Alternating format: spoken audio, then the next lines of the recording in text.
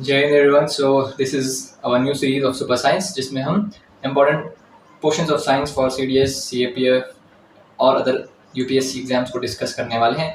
इसके लिए हम स्टार्ट करने वाले हैं एनसीईआरटी। ठीक है, एनसीईआरटी हम शुरू करेंगे 10th एनसीईआरटी। ठीक है, we will starting from biology. ठीक है, बायोलॉजी से हम शुरू करेंगे बिकॉज आउट ऑफ 20 क्वेश्चन या 26 question in the science, 8 to 10 are generally from biology. तो बायोलॉजी का वेटेज अच्छा खासा है, ईजी है। तो without wasting a time let us start from 10th science. ठीक है, तो first thing we gonna discuss is the life process. अब आप पूछेंगे कि लाइफ प्रोसेस क्या होता है।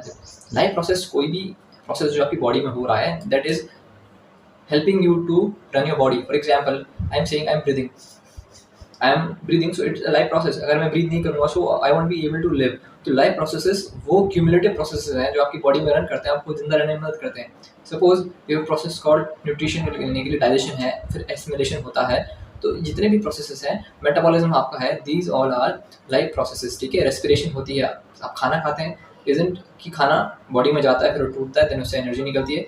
That's all part of the किसका पार्ट है, रेस्पिरेशन का। एंड इट्स ब्रोडर टर्म में किसका पार्ट है, लाइफ प्रोसेसेस का। ठीक है, अब आपने देखना है लाइफ प्रोसेसेस। तो वो बोलता है, ठीक है, वो क्या बोलता है कि what are certain characteristics of the living being. आपने 9th में पढ़ा हुआ characteristics of the living being क्या है कि they can produce young ones like themselves, they have respond to stimuli. Respond to stimuli का मतलब क्या है, कोई मार्कर है, if I put it here तो कुछ ना कुछ रिस्पॉन्स आएगा। आप पत्थर को लगाओगे, पत्थर से रिस्पॉन्स थोड़ा आएगा। So that stone is a non-living thing. That's why it's not responding to stimuli. A human responds to stimuli. अगर मैं क्या करूँगा, यूं आपके तरफ like I pull up a fist towards you, so you will close your eyes. अचानक अगर करूँगा तो आँखें यूं झपकेंगी। क्यों? Response to stimuli. ठीक है, और जितने भी अलग-अलग processes हैं, ठीक है, this is one of the two which we have read in your classes. उसके बाद हम आगे डिस्कस करते हैं कि what is metabolism. ठीक है, metabolism क्या है? Metabolism is the process in which your body breaks down certain nutrients. ठीक है, मेटाबॉलिज्म क्या है, एसेंशियल प्रोसेस है जो आपको बॉडी को रन करने में मदद करता है। ठीक है, अब मेटाबॉलिज्म जो होता है वो दो किस्म से होता है, एक तो होता है कैटाबॉलिज्म और एक होता है एनाबॉलिज्म। ठीक है, कैटाबॉलिज्म, एनाबॉलिज्म। कैटाबॉलिक यानी तोड़ना, एनाबॉलिक यानी किसी चीज़ का बनना, इतना ध्यान रखना है आपने। अब हम शुरू करते हैं, सबसे इंपॉर्टेंट पार्ट जो है न्यूट्रिशन से शुरू होता है। ठीक है, एनसीईआरटीज़ में न्यूट्रिशन से शुरू होता है। तो न्यूट्रिशन क्या है, न्यूट्रिशन क्या है, nutrition is nothing but the process of utilising the food by the living organism. आप जो भी फूड खा रहे हैं, मैं एग्जांपल देता हूँ, इफ आई ईटिंग दाल चावल, तो दाल चावल में बहुत कुछ है ना, फिर वो जाता है दाल चावल का अलग अलग उसमें क्या क्या है, फिर but are the components of a food, there are various components of a food. जैसे आप पनीर खाओगे तो प्रोटीन है, आप दाल खा रहे हो तो प्रोटीन है, आप चावल खा रहे हो तो कार्बोहाइड्रेट है थोड़ा सा। ठीक है, फिर अगर आप तेल डालते हो उसमें, ठीक है, घी डालते हो तो देन ऑयल है, फैटी एसिड्स है, तो ये सब चीज़ें होती है। ठीक है, अब ये अलग अलग टूटती है हमारी बॉडी में, that process is called as nutrition. Nutrition क्या होता है, खाने को लेना देन उसको यूजेबल कंपोनेंट में यूज अप कर लेना। तो टाइप्स ऑफ न्यूट्रिशन कौन से हैं, देखो बेसिकली दो टाइप्स ऑफ न्यूट्रिशन है, autotrophic and heterotrophic. Autotrophic nutrition क्या है, ऑटोट्रॉफिक न्यूट्रिशन वो काइंड का न्यूट्रिशन है जिसमें जो इंडिविजुअल होता है अपना खाना खुद बनाता है। तो आपको क्या लगता है कौन से ऑटोट्रॉफ हमारे पास, ठीक है, सर्टेन बैक्टीरियाज हैं जिसको कहते हैं ब्लू ग्रीन बैक्टीरिया। उसको नाम याद रखना आपने, कंफ्यूज मत होना कि बैक्टीरिया है तो कहाँ से, ब्लू ग्रीन बैक्टीरिया, और एक और नाम है इसका साइनोबैक्टीरिया। ठीक है, अब ये ना कीमोसिंथेट्स भी याद रखना है, कीमोसिंथेटिक भी होते हैं। कीमोसिंथेटिक मतलब क्या हुआ कि ये केमिकल के थ्रू अपना खाना बना लेते हैं। कीमोसिंथेटिक है, केमिकल को यूटिलाइज करते हैं, उससे अपना खाना बना लेते हैं, बट है ऑटोट्रॉफ्स। ठीक है, जो इनिशियली हमारे पास लाइफ आई थी वो कीमोसिंथेटिक बैक्टीरिया की फॉर्म में आई थी। Clarity, then comes the heterotrophic. Hetero यानी डिपेंडेंट, तो जो ऑर्गेनिज्म किसी दूसरे ऑर्गेनिज्म पे डिपेंडेंट है अपने अपने किसके लिए, अपने न्यूट्रिशन के लिए। Organism that is dependent on other organism for its nutrition, be plant और animals, that particular mode of nutrition is called as what it is called as, it is called as heterotrophic nutrition। इसको हम क्या कहते हैं, heterotrophic nutrition। तो heterotrophic nutrition जो होता है it is a kind of nutrition जिसमें हम dependent हैं। ठीक है, अब जो heterotrophic nutrition होता है then further it is divided into different categories। तो 3 categories होती है, आपने देखनी है। The first is your holozoic, then comes your saprophytic, then comes your parasitic। ठीक है, ये मेजर है जो आपकी बुक में है, बाकी सिम्बायोटिक भी होता है, अलग अलग होते हैं, but we have basically these 3। Holozoic में सिंपल क्या होता है, जो पर्टिकुलर इंडिविजुअल होता है वो खाने को अंदर डाल लेता है, देन उसको अंदर तोड़ता है, जैसे अस। तो हम क्या करते हैं, खाने को अंदर लेते हैं, then there is a series of processes that breaks your food and then it is converted into energy. So it start from your mouth, then it ends to your larger intestine, और जो waste होता है वो expel कर देते हैं हम लोग। तो इसे कहते हैं holozoic. Then what it comes is your saprophytic और parasitic. Saprophytic क्या है? Organism that is feeding on dead and decaying organism. An organism that is feeding on dead and decaying organism. जैसे फंगस है, यीस्ट है, ये किस में feed करते हैं? डेड एंड डिकेइंग ऑर्गेनिज्म में. ये क्या करते हैं? उस ऑर्गेनिज्म को ग्लूकोज को यूटिलाइज करते हैं, उसको ब्रेक डाउन करते हैं. Then after break downing its glucose, it is further utilised by them to make their food. यानी उनका खुद का ग्लूकोज यूटिलाइज करके उससे फूड बना रहे हैं. ठीक है, तो यीस्ट और फंगस. आपने देखा है mushrooms, different kind of mushrooms, where do they grow on the places where there is damp moisture area, where there is कोई लॉग है, सड़ गल रहा है. ऐसे एरियाज में, in such areas you will probably be finding the mushroom because they are saprotroph and they rely highly on the dead and decaying organism so as to compensate their nutrition. ठीक है. Then comes your parasitic क्या है? Parasitic nutrition वो है जिसमें कोई एक suppose इसको थोड़ी देर के लिए वो पैरासाइट मान लो, and what it will do that it will, ठीक है, what it will do that it will ये जो होस्ट है, ठीक है, ये होस्ट होता है and this is parasite. ये क्या करेगा? इस पर अटैच होगा and it will get attached to this host और वो उससे ब्लड लेगा, जो भी उसको लेना है लेगा, and तब तक रहेगा जब तक उसका टमी फुल नहीं होती. and once it completed its nutrition then वो क्या करेगा? शेड ऑफ हो जाएगा, अलग हो जाएगा उससे. इस केस में the host is living. remember host is living. Host नहीं मरता है. होस्ट मरेगा तो फिर पैरासाइट का कोई सेंस नहीं है. पैरासाइट फीड ही किस पे करता है? लिविंग ऑर्गेनिज्म में. और उस लिविंग ऑर्गेनिज्म को हमने क्या कह दिया? होस्ट. इसके एग्जांपल क्या होते हैं? जैसे आपने डॉग्स कैट्स में देखे होंगे, टिक्स लगती है, फ्लीज लगती है, ठीक है, या आपने अमरबेल देखी होगी, कसकटा देखा होगा. तो गायों में आपने देखे होंगे अलग अलग किस्म के खून पीने वाले इंसेक्ट्स होते हैं. So those all are types of, but they are considered as a type of parasitic nutrition. Clarity है आपको? आगे देखते हैं हम. अब वो क्या बोल रहा है? ऑटोट्रॉफिक न्यूट्रिशन को डिस्कस करते हैं. ऑटोट्रॉफिक न्यूट्रिशन इज जनरली, ठीक है, ऑटोट्रॉफिक न्यूट्रिशन, इसमें प्लांट खुद अपना खाना बना रहा होता है. The plant itself is making its food. अब आप सिंपल आपको समझना है. The core focus area from where questions are multiple times asked is your photosynthesis. Photosynthesis बहुत जरूरी है. कैसे?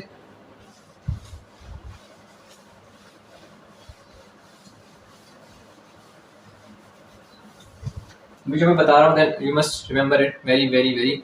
ठीक है, इसको बहुत अच्छे से आपने याद रखना है, ग्रास्प करना है जो मैं बोलूँगा. कि देखो, पहले आपको कंपोनेंट याद रखना है क्या क्या होता है. आपको सनलाइट चाहिए और सनलाइट को ट्रैप कौन करेगा? एक कोई भी photosynthetic pigment. I am taking example of chlorophyll. और क्या चाहिए? वाटर चाहिए. और क्या चाहिए? CO2. ये आपके चीफ कंपोनेंट है. अगर इनमें से एक भी एब्सेंट होगा तो आपकी फोटोसिंथेसिस नहीं होगी. फोटोसिंथेसिस नहीं होगी. सिंपल है, क्योंकि आपको CO2 तो चाहिए, वाटर भी चाहिए. अब रात को क्या होता है? इसकी एब्सेंस की वजह से रात को प्लांट क्या होता है? रेस्पिरेशन करता है, फोटोसिंथेसिस नहीं करता बिकॉज सनलाइट नहीं होती. अब इसमें कुछ स्टेटमेंट है जो आपने ध्यान रखनी है. सिंपल स्टेटमेंट आते हैं, स्टेटमेंट बेस्ड क्वेश्चन आएगा अगर. ठीक है, तो क्या क्या होता है? सबसे पहले वो बोलते हैं कि absorption of light by chlorophyll. ठीक है, सही बात है, एब्जॉर्प्शन ऑफ लाइट. याद रखना था कार्बन गेट्स फिक्स्ड.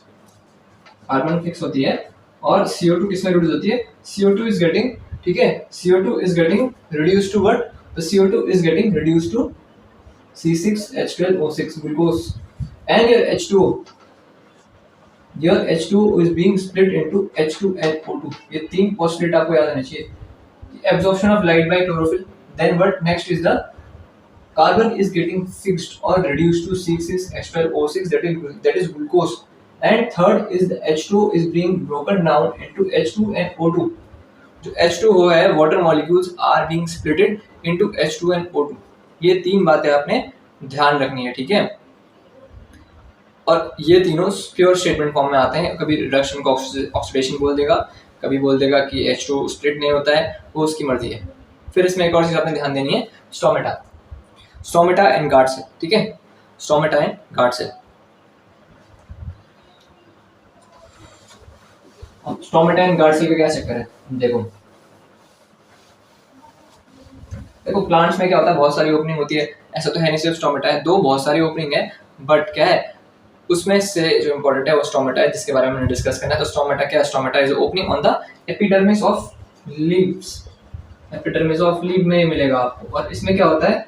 ये ओपनिंग एंड क्लोजिंग करता है. फिर ये क्या करता है? कुछ चीजों को रेगुलेट करता है. क्या रेगुलेट कर सकता है? देखो, सबसे पहले जो रेगुलेट करता है वो क्या करता है? Exchange of gases. और साइड्स भी है, ये नहीं कह रहा हूँ कि सिर्फ यही, और साइड्स भी होती है. आप पढ़ेंगे लेंटिसल्स पढ़ेंगे, या बाद में क्यूटिकल पढ़ेंगे, ऐसे बहुत सारी साइड होती है. बट गैसेस के लिए एक होता है स्टोमेटा। दूसरा ये क्या करता है, वाटर रेगुलेशन करता है, वाटर रेगुलेशन, ठीक है, वाटर लॉस को मैनेज करता है। तीसरा ये क्या करता है, ट्रांसपोर्ट ऑफ मिनरल करता है।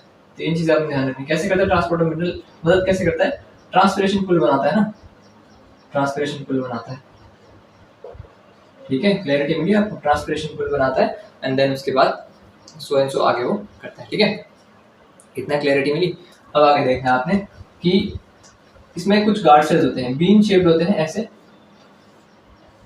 ऐसे कुछ कुछ ऐसे होते हैं, ठीक है, ठीक है, ऐसे कुछ होता है ये सेल। और यहाँ पे स्टोमेटा होता है, इसके आसपास गार्ड सेल्स होते हैं, नाम से चल रहा है गार्ड सेल्स, यानी what they are doing, they are regulating opening and closing of stomata, ठीक है। ओपनिंग और क्लोजिंग ऑफ स्टोमेटा कैसे रेगुलेट होता है, पानी, ठीक है, पानी के अंदर फिल किया जाता है, पानी अलॉन्ग विद मिनरल्स, और फिर इससे बाहर निकाला जाता है, ठीक है। निकालना फिल करना दोनों होते हैं, कभी वो फ्लैसिड हो जाता है, कभी वो टर्जिड हो जाता है। जब वो फूलेगा तो गार्ड सेल खुल जाएगा, जब वो पानी बाहर जाएगा और वो श्रिंक होगा तो गार्ड सेल बंद हो जाएगा, ठीक है, इतना बेसिक आपने पता रखना है। हेटरोट्रोफिक न्यूट्रिशन हमने डिस्कस कर लिया था हाथ के हाथ, ठीक है। अब देखना है आपने कि कौन कौन से प्रोसेसेस होते हैं एक होलोजोइक न्यूट्रिशन में। होलोजोइक न्यूट्रिशन वो है जो हम इंसान कर रहे हैं, तो सिंपली बेसिकली इंसान में कौन कौन से स्टेप्स एंड प्रोसीजर होते हैं न्यूट्रिशन को अंदर मतलब प्रोसेस को पूरा करने के लिए, ठीक है। न्यूट्रिशन में बताया ना कि फूड को ब्रेक डाउन करना, फिर उसको एब्जॉर्ब करना, उसके अंदर बहुत सारे प्रोसेस हैं, तो वो सारे प्रोसेस आपने देखना है। सबसे पहले क्या होगा बच्चे, इंजेशन। सबसे पहले क्या होगा, इंजेशन होगा ना, आप खाना खाओगे, इंजेस्ट करोगे खाने को, इंजेशन होगी, ठीक है, इंजेशन हो गया। इंजेशन के बाद क्या होगा, आफ्टर द इंजेशन आपको क्या मिलेगा, यू विल हैव, ठीक है, आप क्या करोगे, डाइजेशन करोगे इस चीज का, इंजेक्शन कर लिया अपना, डाइजेशन करोगे, देन उसके बाद आप क्या करोगे, देन उसके बाद डाइजेशन को हम अलग अलग पार्ट्स में तोड़ देते हैं। डाइजेशन में क्या सब पार्ट आते हैं, एब्जॉर्प्शन, एसिमिलेशन, ठीक है, और एडिशन।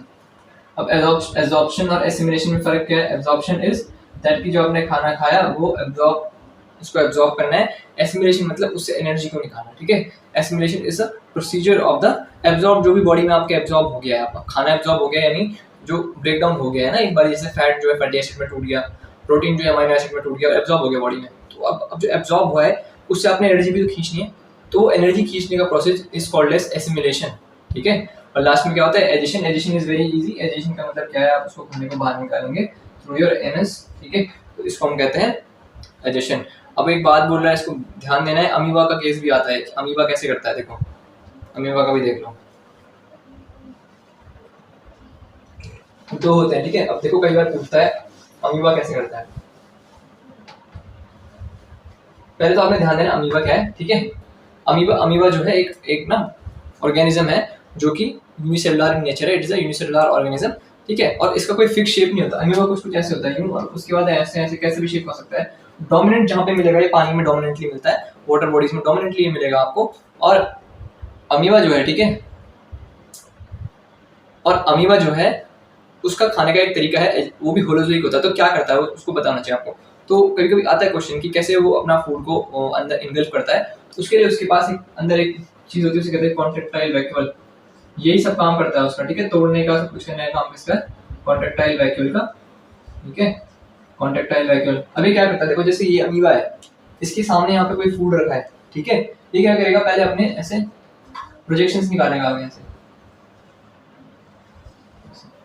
फिर क्या करेगा आप समझिए, ऐसे एक आगे आएगा, दूसरा प्रोजेक्शन आएगा, और धीरे धीरे पूरा ऑर्गेनिज्म सरकेगा, और उसके बाद क्या होगा, पूरा ऑर्गेनिज्म सरकने के बाद थर्ड स्टेज में क्या होगा, ये कॉन्ट्रैक्टाइल वैक्यूल इसको ऐसे इनगल्फ कर लेगा, और ये ऐसे, अब ये जो खाना है कॉन्ट्रैक्टाइल वैक्यूल के अंदर रहेगा, कॉन्ट्रैक्टाइल वैक्यूल इसको ब्रेक डाउन करेगा, एब्जॉर्ब करेगा न्यूट्रिशन को, और उसके बाद ये कॉन्ट्रैक्टाइल वैक्यूल इसको एक्सपेल कर देगा।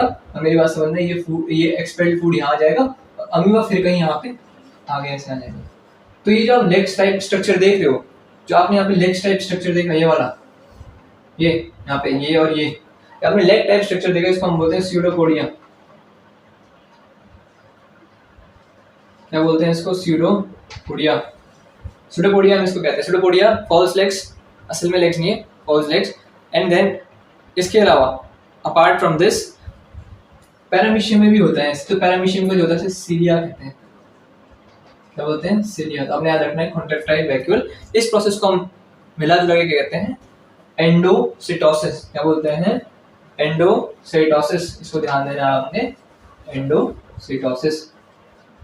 सिंपली क्या होता है, इसमें अमीबा फूड को इनगल्फ करता है और फूड को इनगल्फ करने के बाद कॉन्ट्रैक्टाइल वैक्यूल में उसका ब्रेकडाउन करता है। Then once the breakdown is done, the food is expelled from the, कहाँ से एक्सपेल हो जाएगा, from the same contractile vacuole. ठीक है, अब वी शैल मूव टू इंसान। अब आप समझना, आपका जो डाइजेशन स्टार्ट होता है वो स्टार्ट कहाँ से होता है, it starts from A mouth. ठीक है, और माउथ का एक और नाम है, कंफ्यूज नहीं होना है, क्या नाम है माउथ का, the name of your mouth is buccal cavity. क्या है, ब्यूकल कैविटी है। अब ब्यूकल कैविटी क्यों है, कैविटी का मतलब क्या होता है, hole. So this mouth is like a hole, है ना, कैविटी है ना। जैसे आपके कभी दांत खराब होते हैं तो दांतों में क्या होता है, ऐसे प्रोजेक्शन, ऐसे खाली बन जाता है आगे से, दिख रहा है कैमरे में, दिस हॉलो पोर्शन। तो ये हॉलो पोर्शन जो है ना, दिस ऐसी कैविटी बन जाती है। तो वैसे ही आपके यहाँ पे क्या है, इसमें क्या कहते हैं, ब्यूकल कैविटी। ब्यूकल कैविटी है माउथ से आपका क्या स्टार्ट होता है, डाइजेशन स्टार्ट होता है, एंड होता है कहाँ पे जाके, लार्ज इंटेस्टाइन में जाके। तो from the point to this buccal cavity to your large intestine, this part is called as alimentary canal. इसे कहते हैं एलिमेंट्री कैनाल। और एलिमेंट्री कैनाल में क्या होता है, पूरा आपका डाइजेशन होता है। एक क्वेश्चन और आता है कभी कभी, किसकी एलिमेंट्री कैनाल सबसे लंबी होती है और क्यों होती है, ध्यान देना आपने, किसकी एलिमेंट्री कैनाल सबसे लंबी होती है और एलिमेंट्री कैनाल जिसकी लंबी होती है तो क्यों होती है। अब आप देखो, एलिमेंट्री कैनाल जो लंबी होती है, the longest alimentary canal is of herbivores. Herbivores की क्या होती है, बिकॉज उनको क्या डाइजेस्ट करना है, सेल्यूलोज, और सेल्यूलोज डाइजेस्ट करना है। एलिमेंट्री कैनाल कैसी होगी, लंबी, because the cellulose is hard to digest. Cellulose जो होता है हार्ड टू डाइजेस्ट होता है, उसके लिए स्पेसिफिक एंजाइम लगता है जिसे हम कहते हैं सेल्यूलेज, सेल्यूलेज लगता है उसमें। एंड देन कार्निवोर्स या human itself does not have that enzyme, so as to make sure that the cellulose gets digested completely. इसलिए हम रफेज खाते हैं to make our digestion good. बोलते हैं डॉक्टर्स रफेज खाइए, मसाला सलाद खाइए, सब खाइए। क्या रीज़न है उसका, तो सलाद जब हम खा रहे हैं तो इनडायरेक्टली आप क्या खा रहे हो, कच्चा खाना। आप क्या खा रहे हो, सेल्यूलोज खा रहे हो, रफेज खा रहे हो, and then that roughage helps you to smoothen your bowel movements. आपके बाउल जो मूवमेंट बनते हैं उनको स्मूदन करने में मदद करता है। ठीक है, अब आगे देखते हैं। अब वो क्या बोल रहा है, starting from the buccal cavity. तो ब्यूकल कैविटी के बाद आप कहाँ जाते हैं, ब्यूकल कैविटी के बाद आप जाते हैं यहाँ पे से आपका फूड पाइप शुरू होता है। This is your food pipe and this is going down below, यहाँ पे नीचे। एंड देन वो क्या कह रहा है कि जो फूड पाइप है, फूड पाइप जो है वो बहुत उसका एक और नाम बोल रहा है। देन दैट फूड पाइप का नाम उसने क्या बोल दिया, that is called as oesophagus. Remember, oesophagus and food pipe are same.